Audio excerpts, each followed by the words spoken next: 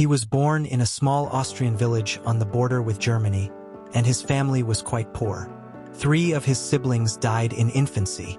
No wonder that when he became the leader of the Third Reich in the early stages of his political career, he loved to deliver long speeches about how well he understood what it meant to be a poor German worker, how we needed to tighten our belts and march towards a bright future. As you've already guessed, I'm talking about Adolf Hitler. Despite this, some historians call Hitler the richest man of the 20th century. Although his official salary as Chancellor of Germany was only 29,000 German marks, about $15,000, the official salary is one thing. How did Hitler actually live? What was the source of his income aside from his official salary? How did this near-bankrupt man become a billionaire in less than 10 years? Today, we will talk about the enormous secret wealth of the greatest villain of the 20th century. If you enjoy this kind of format, subscribe to the channel and hit the like button. 5,000 likes and we will release a new video for you. It is believed that the Führer amassed an enormous personal fortune through proceeds from the distribution of the banned book Mein Kampf. This book was one of the significant sources of Hitler's wealth.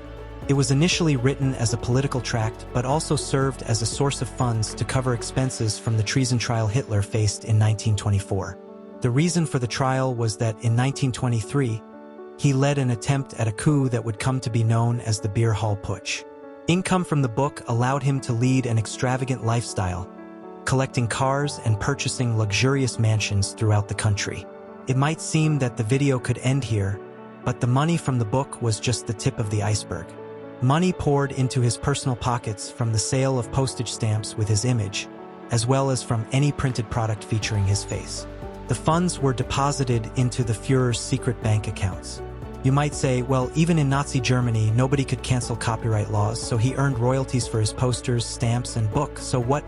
But the more important detail is that, for many years, Hitler avoided paying taxes. In fact, a law was passed in the 1930s exempting the Chancellor of Germany from paying taxes, which amounted to about 400,000 German marks, or roughly $120,000 today. By coincidence, the Chancellor at that time was Hitler. He continued to claim that he was not interested in money and assured in his will that whatever he owned belonged to the party, as long as it had any value. Today, historians agree that Hitler amassed a personal fortune in the form of property, artworks, and cash, amounting to over $6 billion. And as you can imagine, this fortune was accumulated not only thanks to the publication of his book. At the height of his personal popularity, the book earned him about $1 million in royalties. These funds were used, for instance, to finance the expansion of his Alpine residence, known as the Berghof near Berchtesgaden. The Berghof was in the Bavarian Alps and was renovated in 1935 into a luxurious retreat with 5 bedrooms, 6 bathrooms, a 30-seat dining area, 10 fireplaces, and other amenities.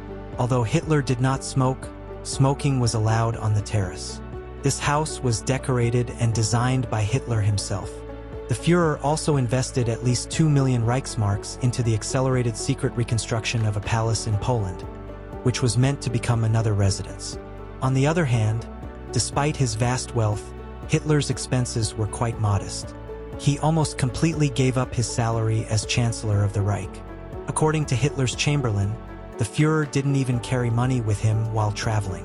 Of course, Hitler had cash since his friend Max Amann, the publisher of Mein Kampf, returned 10% of royalties for millions of copies sold. By the way, many copies of his book were bought by the German government. Yet, Hitler's ascetic attitude towards his wealth, according to some scholars, was no more than a publicity stunt. According to journalist and filmmaker Ingo Helm, Hitler paid great attention to wealth.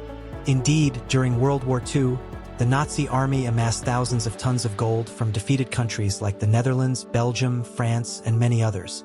This gold was then transported by train to southern Germany and some to the Märkische mine in central Germany. Between 1939 and 1944, the Nazi army accumulated gold and diamonds worth more than $80 billion in an SS-protected underground bunker in the Bavarian Alps. This gold and these diamonds made up more than 50% of Hitler's wealth. The Germans also laundered large sums of stolen money through various financial institutions and banks in neutral Switzerland, with the help of influential businessmen. The wealth was converted into foreign currency, mostly dollars. Over $4 billion of Hitler's wealth, in the form of gold and diamonds, were stored in the Vatican Bank. During World War II, the German army looted about $430 million worth of gold from foreign governments, including $270 million from Belgium and $200 million from the Netherlands. Almost everyone knows that Hitler was a failed artist, but few know how fanatically he was devoted to art. For instance, under the leadership of Hermann Göring, one of Hitler's closest men, several antique apartments were looted by the invading German army to fill a new gallery in Hitler's hometown of Linz. This theft by the German army is considered the largest art theft in modern history. Among the stolen items were paintings, furniture, and sculptures. Here's a small list of famous artworks stolen by the Nazi army. Large Blue Horses by Franz Marc, Still Life with Viburnum by Pierre Olivier, Blitz Landscape of Paris by Albert Glees, and Gare Free Parker. Art historian once said that Hitler's love for visual art helped him build an extraordinary personal collection worth hundreds of millions of dollars. He held dinner parties at his residence where art was freely discussed by visiting generals, and no mention was made of the blood spilled in concentration camps within 50 miles south of Munich, where one of the most notorious camps was located. Hitler was known to have about 38,500 paintings, each worth millions of dollars. But this is still not all. Hitler also earned money from contributions made by businessmen and large corporations. Once he became Chancellor of Germany, these contributions became regular. Moreover, there was a special government fund, access to which was granted only to Hitler and his closest allies. The funds were again invested. One of Hitler's significant expenses was his generous gifts, which were used to buy the loyalty of politicians and public figures. In general, his wealth became one of the major sources of his power. Now we have to ask the question, where did all this wealth go? Before his death in 1945, Hitler wrote his will, in which he left most of his assets to the Nazi Party. The remaining estates and assets, including his apartment in Munich, were transferred to Bavaria because Hitler was a citizen of the Bavarian region. What became of the copyright on Mein Kampf? Initially, Bavaria prevented the publication of the book in German-speaking territories and tried to avoid publishing it elsewhere. According to German law, the copyright expired 70 years after the author's death, on April 30, 2015. Therefore, in January 2016, publishers received a great demand for the first edition of the book after the Führer's death. Hitler's sister spent the last 12 years of her life fighting for access to the inheritance owed to her. In 1960, she gained this right, but it was only a fraction compared to her brother's actual wealth. She inherited a flat in Munich. According to documents declassified decades later, an investigation by the Strategic Services, a precursor to the CIA, discovered accounts worth over $350 million. These funds were never accounted for after the war. The money that had been hidden in Swiss banks was probably appropriated by the government of that country. The fate of the stolen art is equally sad. Over 40,000 artworks simply disappeared. Most of Hitler's wealth was either confiscated by the Allied forces or transported to Argentina by senior Nazi officers.